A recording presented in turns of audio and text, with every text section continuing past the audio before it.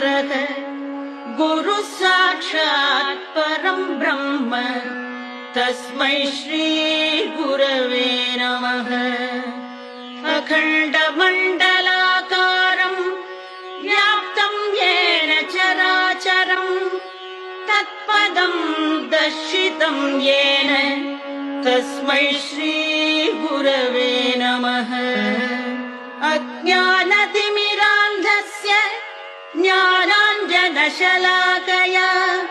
चक्षुरुन्मीलितं येन तस्मै श्री गुरवे नमः।